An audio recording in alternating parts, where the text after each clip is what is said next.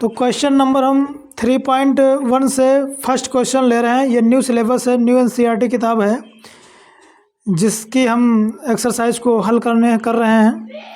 तो question number पहला है, कह रहा है कि निम्न समस्याओं में रैखिक समीकरण युग्म बनाइए और उनके ग्राफी विधि से हल ज्ञात कीजिए, है ना। युग्म माने होता है रैखिक समीकरण, युग्म माने होता है जोड़ा। क्या होता है? जोड़ा होता है। तो निम्न समस्याओं में रैखिक समीकरण युग्म बनाना है। पहले रैखिक समीकरण युग्म बनाना है।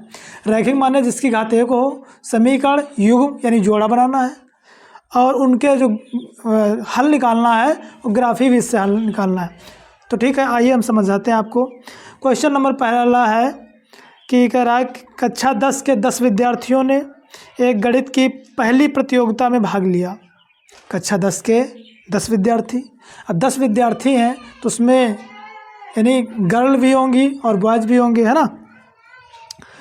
तो यदि लड़कियों की संख्या लड़कों की संख्या से 4 अधिक है, लड़कियों की संख्या लड़कों की संख्या से 4 अधिक है, ठीक है, तो प्रतियोगिता में भाग लिए लड़कों और लड़कियों की संख्या बताइए। लड़कियों की संख्या जो है लड़कों की संख्या से 4 अधिक है। अब समझिए, माना यदि लड़कियों की संख्या हमने अगर x मान लिया, है ना, लड़कियों की संख्या x है तो लड़कों की संख्या क्या हो जाएगी? माना लड़कियों की संख्या x और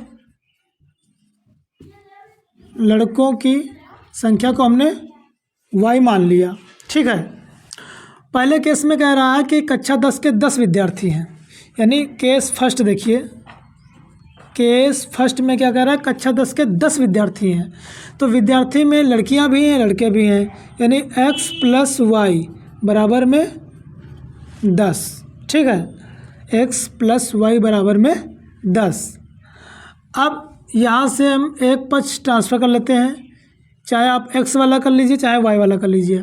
तो x बराबर हमने 10 - y बना लिया, इसको ये समीकरण 1 बना लिया हमने। अब हम केस सेकंड में पढ़ेंगे। क्या पढ़ेंगे मेरे लाल? कह रहा है कि लड़कियों की संख्या 4 अधिक है, किससे? लड़कों की संख्या से। तो अगर ये 4 अधिक है तो इसमें हम 4 ऐड कर दें तो बराबर ना हो जाए, है ना। तो हमें करना है इक्वल, इसलिए 4 इसमें ऐड करना पड़ेगा। तो लिखेंगे x = y + 4। अब इसमें हमने 4 ऐड कर दिया, इसको इक्वेशन बना लेंगे हम सेकंड, ठीक है। अब क्या करना है? देखो यहाँ पर हमने 2 चर वाले रैखिक समीकरण बना लिए। अब क्या करना है? इसको हमें करना है, क्या करना है कि ग्राफी विधि से हल क्या निकालना है। तो हल निकालने के लिए देखो क्या करेंगे हम, पहले समीकरण 1 से क्या करेंगे? समीकरण 1 से यहाँ पर y का मान आपको रखना है अपनी मर्जी से और x का मान आपको मिल जाएगा तुरंत। तो y का मान ऐसा रखें कि घटाएं या जोड़ें तो छोटी संख्या रहे, यानी 10 के आस पास रखना है हमें। जैसे यहाँ पर 10 आपका है तो y का मान जो रखें इसके आस पास रखें समथिंग में। तो लिखेंगे हम समीकरण 1 से y बराबर कितना रख दें? मान लो हमने 5 रख दिया, 5 रखने पर तो x बराबर 10 - 5 या x बराबर 5। x का मान कितना मिल गया? 5। कम से कम 2 मान चाहिए हमें, कम से कम 2 मान चाहिए। तो यहाँ पर क्या करेंगे अब? पुनः y बराबर कितना रख दें? 7 रख दें। 7 रखने पर तो x बराबर 10 - 7 या x बराबर कितना बचेगा? 3 बचेगा, ठीक है। अब देखिए आगे,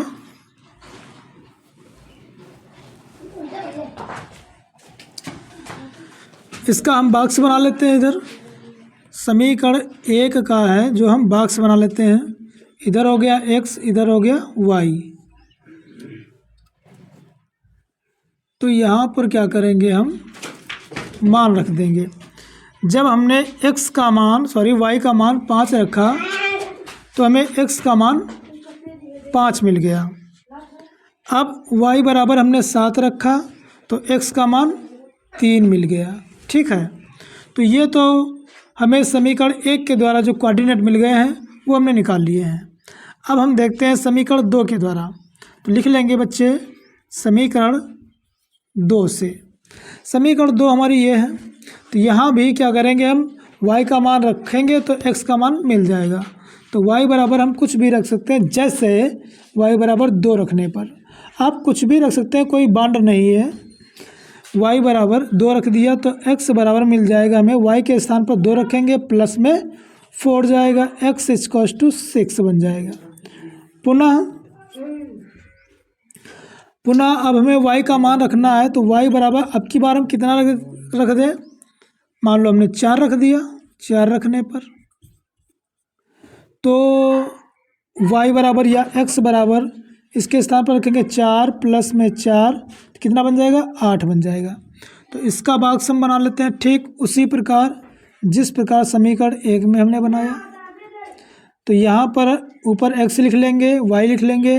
तो y का मान अभी आपने रखा 2 तो x का मान मिला 6, y का मान पुनः रखा आपने 4 तो x का मान मिल गया 8। तो समीकरण 1 और 2 से हमने कोऑर्डिनेट निकाल लिए हैं। इसके जो हल है वो ग्राफिक बेस से निकालना है। तो ग्राफ देखो कैसे बनता है, ग्राफ के द्वारा बताते हैं आपको,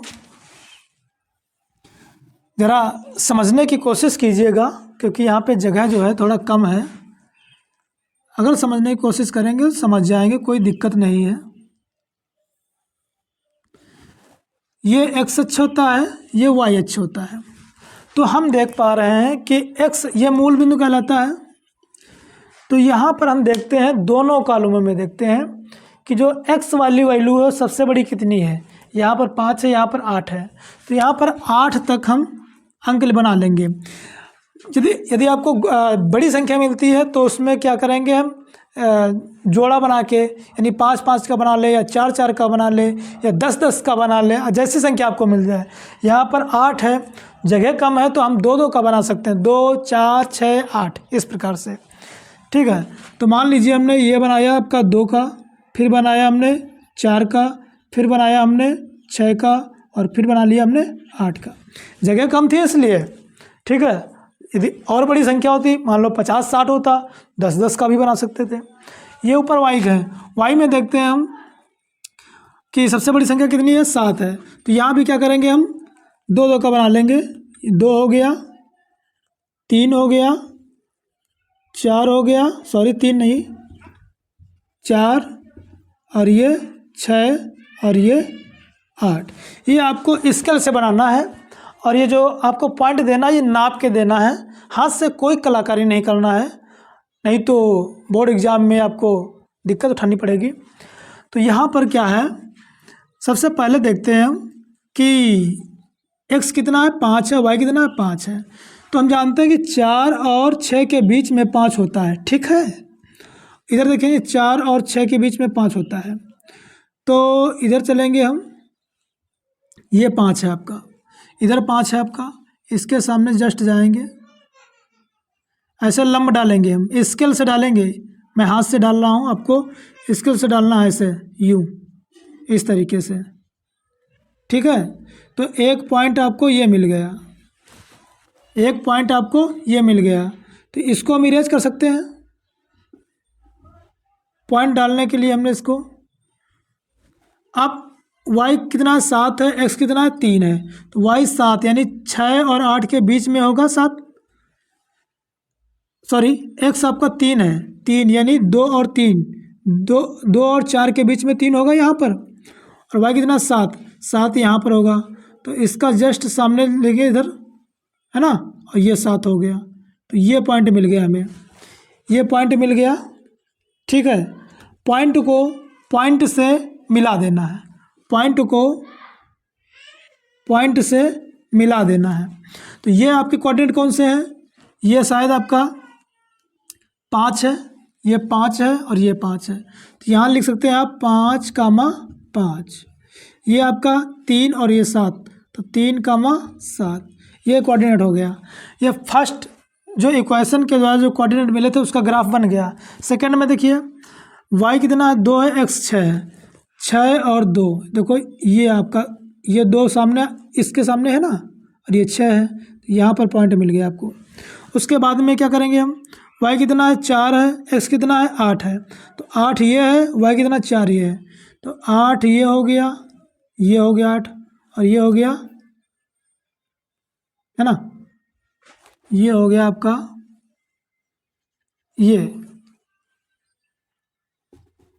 और ये हो गया 4। ठीक, इसको मिला देंगे, इसको क्या करेंगे, मिला देंगे, पॉइंट को पॉइंट से मिला दिया, पॉइंट को पॉइंट से मिला दिया। ये 6,2 लिख लेंगे, 6,2, और ये 8,4, 8,4। आई होप समझ पा रहे होंगे। ठीक है, ज़रा गौर फरमाइएगा। अब क्या करना है कि यहाँ पर हमें मान निकालना है, ग्राफी बेस से हल निकालना है, हल यानी x और y निकालना है हमें। तो x और y को कैसे निकालेंगे कि जो हमें ग्राफ बनाया है इसको आगे पीछे बढ़ाना है। कैसे बढ़ाएंगे, यहाँ से स्केल रखेंगे, सीधा इसको क्या करेंगे, क्रॉस कर देंगे, है ना, प्रतिच्छेदित कर देंगे इस प्रकार से। ये हमने काट दिया। अब जो ये कटान बिंदु मिलेगा आपको, ये कटान बिंदु मिलेगा, यहाँ से सीधा x अक्ष पर लंब डालेंगे और फिर क्या करेंगे, y अक्ष पर लंब डालेंगे। तो जब x अक्ष पर लंब डालेंगे तो ये आप देख पा रहे होंगे कि ये 7 पे आ रहा है, यानी 6 और 8 के बीच में क्या होता है, 7 होता है। फिर यहाँ से ऐसे लंब डालेंगे, ऐसे इस प्रकार से लंब डालेंगे स्केल से, हाथ से कोई कलाकारी नहीं। तो यहाँ पर आप 3 मिलेगा ना, 2 और क्या, 2 और 4 के बीच 3 होता है, 3 आ गया। तो ये y अक्ष पर है, ये x अक्ष पर है, इसलिए जो x की वैल्यू होगी वो कितनी होगी, 7 होगी, और y की वैल्यू कितनी होगी, 3 होगी। तो यहाँ पर हम जानते हैं कि x बराबर 7 आ गया है, y बराबर 3 आ गया है। ठीक है, यानी दोनों को ऐड कितना आना चाहिए, 10 आना चाहिए। कक्षा 10 के 10 विद्यार्थी, तो 7 हो गए लड़कियां और 3 हो गए लड़के, जिनका योग 10 होना चाहिए। इस प्रकार से आपका ये हल बिल्कुल राइट है, समझ में आया होगा ना। तो अगर समझ में आया तो वीडियो को लाइक कर दीजिए, चैनल को सब्सक्राइब कर दीजिए। ठीक है, तो इसी प्रकार से अगला क्वेश्चन हम बताएंगे।